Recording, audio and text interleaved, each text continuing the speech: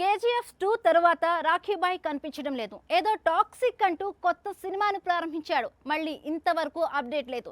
ఇంతకీ రాఖీభాయ్ re entry ఎప్పుడు? అసలు టాక్సిక్ లో యష్ రోల్ ఏంటి? కేజీఎఫ్ కు కనెక్షన్ లేదు. కొత్త కథలో కన్నడ హీరో ఎలా కనిపించబోతున్నాడు? అన్నీ కూడా తెలియబోతున్నాయి. ఇక మరికొద్ది గంటల్లో రివీల్ కాబోతున్నాయి. కేజీఎఫ్ 2 రిలీజ్ అయి 3 ఏళ్లు కావస్తోంది.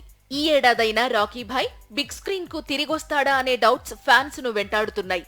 అయితే 2025లో రాఖీభాయ్ తిరిగొస్తున్నాడు. టాక్సిక్ అనే మూవీని రిలీజ్ కు రెడీ చేస్తున్నాడు. మలయాళ దర్శకురాలు గీతూ మోహన్ దాస్ టాక్సిక్ ను తెరకెక్కిస్తోంది.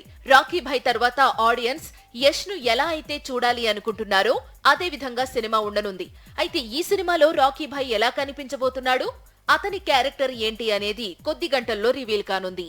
జనవరి 8 రాఖీభాయ్ బర్త్డే, అందుకే టాక్సిక్ ఫస్ట్ లుక్ రివీల్ కానుంది. ఈ విషయాన్ని చిత్ర యూనిట్ స్వయంగా చెప్పుకొచ్చింది. వీలైతే టాక్సిక్ రిలీజ్ డేట్ కూడా లాక్ అయ్యే అవకాశాలు ఉన్నాయి. ఇదే ఏడాది ఒక మంచి ముహూర్తానికి ఈ సినిమాను విడుదల చేయాలనుకుంటున్నాడు యష్.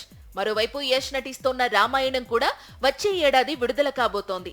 ఈ రెండు సినిమాల మధ్య గ్యాప్ ఉండాలి అనేది రాఖీభాయ్ ప్లాన్.